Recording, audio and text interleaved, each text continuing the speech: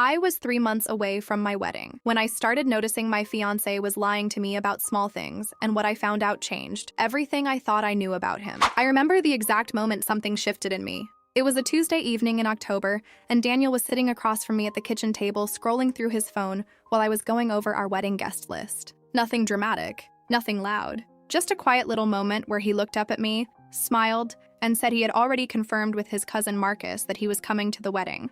I nodded and wrote Marcus down. Except 2 days later, I ran into Marcus at the grocery store, and he told me he hadn't spoken to Daniel in almost 4 months. I didn't say anything to Marcus. I just smiled and told him we were looking forward to seeing him there. On the drive home, I kept thinking maybe Daniel had confused the conversation. Maybe he meant he had texted him and Marcus just hadn't responded. People mix things up. I mix things up. That's normal. So I let it go. But something about it stayed in the back of my mind the way a small stone stays in your shoe. Not painful enough to stop walking, but impossible to fully ignore. Daniel and I had been together for 4 years. We got engaged 14 months ago at a little restaurant near the water where we had our first date. He got down on one knee and I cried before he even finished the sentence. He was the kind of man who remembered which side of the bed I preferred when we stayed in hotels. He knew I hated the sound of television in the background when I was trying to talk. He showed up. Consistently and quietly, he just always showed up. That was what made those small things feel so confusing when they started. A week after the Marcus situation, I asked Daniel about a deposit we were supposed to put down for the photographer. We had talked about it twice and agreed we would send it over by the end of September. He told me he had handled it. I thanked him and moved on. Except when I emailed the photographer to confirm, she said she had not received anything yet. I told myself he must have forgotten. I sent the deposit myself and didn't bring it up because honestly, I didn't want to start a fight over something small 2.5 months before our wedding. We were both stressed. Planning a wedding while both working full-time is genuinely exhausting, and I knew that. So I absorbed it and kept moving. But then came the dinner with his mother. She called me one afternoon to chat, which she did every couple of weeks, and at some point she mentioned how happy she was that Daniel had finally sorted out the situation with his old apartment. I paused. I didn't know what situation she was referring to. I asked her gently what she meant, and she got a little quiet and said something like, "Oh, I'm sure he told you, I don't want to repeat things." I told her of course he had, I just wanted to hear her version. She said that he had been holding on to the lease on his old apartment for almost a year after moving in with me. Apparently there had been some overlap where he was paying rent on both places. She said she was glad it was finally resolved. I hung up the phone and sat very still in our living room. Daniel moved in with me 16 months ago. He told me he had ended his lease and moved out completely. He never mentioned keeping the apartment, not once. Not even a passing comment. For almost a year, he had been paying rent somewhere else, and I had no idea. When he came home that evening, I watched him from the couch. He was relaxed, laughing at something on his phone, asking me what I wanted for dinner. He looked completely at ease. I asked him casually how his day was. He said fine. I asked if there was anything he needed to tell me. He looked up and said no, why, and then kissed me on the forehead and went to change clothes. I sat there and thought about Marcus, about the photographer, about the apartment. 3 lies, small ones maybe, but 3 of them, and the wedding was 11 weeks away. That night I made a decision. I wasn't going to confront him yet. I was going to pay attention, quietly, carefully, without tipping him off, because something in me already knew that what I was seeing was only the surface, and I needed to know how deep it actually went. I want to be clear about something. I am not a suspicious person by nature. I never went through Daniel's phone. I never showed up unannounced at his office. I never questioned him about where he was or who he was with because I genuinely never felt like I had a reason to. That changed after the conversation with his mother. I didn't become paranoid overnight. It was more like a switch had been flipped somewhere quiet inside me, and suddenly I was paying attention in a way I hadn't been before. Not obsessively, just carefully. The first thing I did was start keeping a small note on my phone. Every time something felt off, I wrote it down with the date. I didn't know why I was doing it exactly. I think part of me hoped that writing things down would help me see a pattern, or help me see that there was no pattern, and I was just stressed and overthinking. It did not take long to see the pattern. Within 10 days, I had 6 entries. He told me he was working late on a Thursday, and I happened to see on our shared location that he was in a part of the city I didn't recognize for almost 2 hours before coming home. When I asked how work was, he said exhausting and didn't offer anything else. He got a phone call while we were watching a movie and stepped outside to take it. He was out there for almost 20 minutes. When he came back in, he said it was his friend Jonah talking about some car trouble. Jonah texted me 2 days later asking if Daniel and I wanted to join a group dinner, and in the message mentioned he hadn't talked to Daniel in a while. I said nothing. He told me the venue had confirmed our rehearsal dinner booking, I called to double-check something small, and the woman who answered said they had no reservation under our names. Each thing on its own could have an explanation. Together, they were starting to form a shape I didn't like. I talked to my sister about it one afternoon while we were walking. I didn't give her all the details, just enough. I told her I felt like Daniel had been lying to me about small things, and I wasn't sure what to do. She asked me if I thought he was cheating. I said honestly I didn't know. It didn't feel like a typical cheating situation. It felt like something different. Something I didn't have a word for yet. She told me I needed to just talk to him, that I was probably building something out of nothing and that pre-wedding stress could make everything feel bigger than it was. I nodded and said she was probably right, but I kept the note on my phone. That weekend we went to look at our wedding cake options. It was supposed to be a nice afternoon, something light and fun after weeks of logistics and spreadsheets. We sat across from the baker and she pulled out a folder and said she was so glad we had rescheduled. I looked at her. I asked what she meant by rescheduled. She said that Daniel had called earlier that week and pushed the tasting back by 2 weeks, but then called again to move it back to today. I looked at Daniel. He was looking at the cake samples. He didn't flinch. I asked him later in the car why he had changed the appointment without telling me. He said he had forgotten to mention it and that it wasn't a big deal. He seemed slightly annoyed that I was bringing it up. That was the first time something else crept in alongside the confusion. Something that felt a little like anger. Because none of these things were catastrophic on their own. But he was lying to me. Casually, consistently, without any visible guilt. And we were 8 weeks away from standing in front of everyone we loved and promising each other our whole lives. That night I couldn't sleep. I lay there listening to him breathe, and I thought about the woman I was 4 years ago when I met him. How safe he made me feel. How certain I was that he was exactly who he appeared to be. I thought about my mother who had passed 3 years ago, and how much she had liked him. How she told me before she died that she was glad I had found someone steady. Steady? That was the word she used. I stared at the ceiling and thought about all the small lies sitting in my phone like a quiet little archive of a person I was beginning to realize I might not actually know. And then I thought about the apartment he kept for a year without telling me. Why would someone do that? What would be the reason?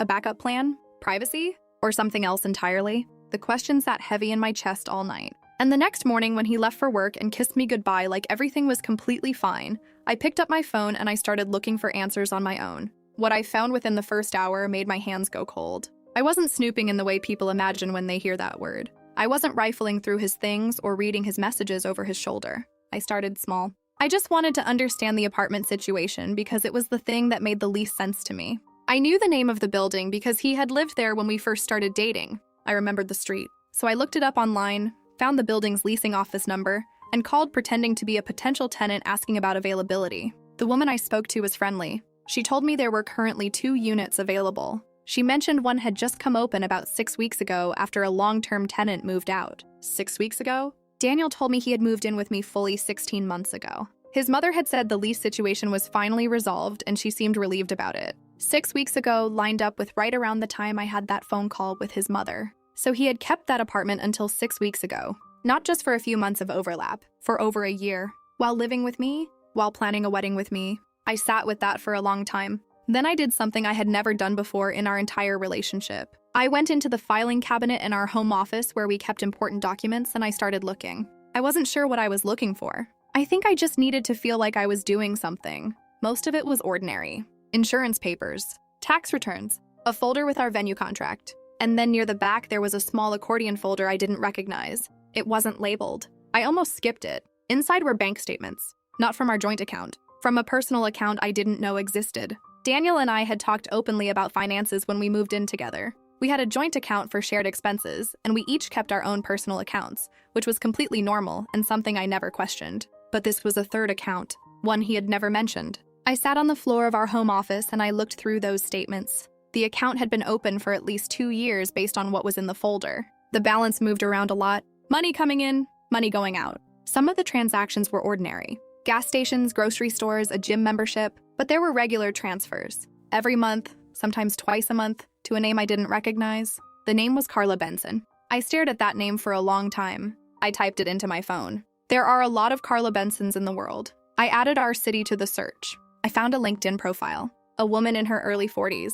Project manager at a mid-sized company. Nothing that gave me any immediate context. I put the folder back exactly how I found it. I went to the kitchen and made myself a cup of tea I didn't drink. I stood at the window and looked outside at nothing in particular. Who was Carla Benson and why was my fiancé sending her money every single month? My mind went to the obvious place first. Another woman. An affair? Money as part of some arrangement I didn't want to think about. But something about the regularity of it felt different. It wasn't like someone buying gifts or hotel rooms. It was consistent, almost like a bill. The same general amount? Every month without fail. I thought about calling my sister, but I didn't know what I would say. I thought about just asking Daniel directly that evening, but something stopped me. If I showed my hand too early and he shut down, I might never get the real answer. I had already seen how easily he lied to my face. I needed more before I confronted him, so I kept looking. I found an old email address of his from before we were together that he had mentioned once and never used in front of me. It was in a document on the shared computer we kept in the office. I typed it into Google on a whim. It came up connected to a public forum post from about 5 years ago. A question posted on a legal advice forum. The username matched the email. The post asked about the process for privately supporting a dependent who was not legally recognized as such. A dependent. The word landed in my chest like something heavy dropping from a shelf. I closed the laptop. I sat very still. And I thought about how in 4 years, Daniel had never once mentioned anything that would explain that word in relation to his life. 7 weeks until the wedding. And I was starting to think the man I was going to marry had an entire part of his life that he had kept completely hidden from me. I went through the next 4 days on autopilot. I cooked dinner. I answered emails about centerpieces. I smiled when Daniel made jokes. I slept next to him every night and said nothing. Inside, I was doing something else entirely. I found Carla Benson's workplace through her LinkedIn, and I did something that took me 3 days to work up the courage to do. I called the main office number, asked to be connected to her, and when she answered, I introduced myself by my first name only, and told her I was Daniel's fiancé. There was a pause on the line. Then she said very quietly that she had wondered if this call would ever come. My throat went tight. I asked her if she could tell me who she was in relation to Daniel. She was silent for a moment. Then she said she wasn't sure she was the right person to explain everything. She said there were things Daniel needed to tell me himself, but she also said that if he hadn't told me by now, she wasn't sure he ever would on his own. I asked her one question. I asked her if the money he sent her every month was for a child. She didn't answer right away. When she did speak, her voice was careful. She said the money was for her nephew, and that Daniel was his father. I don't fully remember the next few minutes of that conversation. I know I thanked her. I know I managed to keep my voice from breaking until after I hung up. I sat in my parked car in the parking lot of a grocery store for I don't know how long. Daniel had a child he had never told me about. Not in 4 years of dating. Not in 14 months of engagement. Not once. I thought about every conversation we had ever had about kids, how we talked about wanting to, how he had said once that he loved the idea of being a dad someday. Someday? Like it was still a future thing. Like it hadn't already happened. I drove home. He wasn't there yet. I sat on the couch and stared at the wall. When he came home, I watched him come through the door. He was in a good mood. He had picked up food from a place I liked. He set the bags on the counter and asked how my day was. I said it was fine. We ate. He talked about something at work. I responded when I needed to. He didn't notice anything different about me. That night, after he fell asleep, I lay there and I made a decision about how I was going to handle this. I wasn't going to explode. I wasn't going to cry and scream and throw things. I had spent years watching my mother handle hard things with a kind of quiet dignity that I always admired, and I wanted to be that person right now. But I also was not going to pretend I didn't know what I knew. The next morning over coffee, I put my mug down and I looked at him and I said his name the way you say someone's name when what you mean is that what comes next is serious. He looked up. I told him I knew about the apartment. I knew about the account. I knew about the transfers to Carla Benson. And I knew about his son. The color left his face. He didn't deny it. He didn't make up a story. He just set down his coffee and put his hands flat on the table and looked at me like a man who had been bracing for something for a very long time and had finally stopped running from it. He said he was sorry. He said he had been meaning to tell me. He said it was complicated. I told him I was listening, and what he told me over the next 2 hours was not what I expected. It wasn't simple, it wasn't clean, and it didn't make the lying okay, but it did change the shape of what I was looking at, and it forced me to ask myself a question I wasn't sure I was ready to answer. Could I stay? And if I could, what would that even look like? Daniel's son was 4 years old. His name was Eli. He and Carla had been together briefly before Daniel and I met. A few months. Nothing serious, he said. And when she found out she was pregnant, they had already ended things. She hadn't told him until she was 6 months along. He said he panicked. He said he wasn't ready. He said he made a terrible decision, which was to keep it quiet and just send money. He had never been to see Eli in person. He had never told his family. He had told no one. The only person who knew was Carla, and now me. I listened to all of it without interrupting. When he finished, I asked him one question. I asked him if he had ever intended to tell me. He said yes. He said he had planned to tell me before the wedding, but he kept pushing it back because he didn't know how, and he was afraid of losing me. I told him that was not a good enough reason. He agreed. He didn't argue. He sat across from me looking smaller than I'd ever seen him look, and he said he knew that. He said there was nothing he could say that would make it okay, and he wasn't going to try. I appreciated that. I hated what he had done, but I appreciated that he didn't try to talk his way out of it. I asked him what he wanted to do now. About Eli.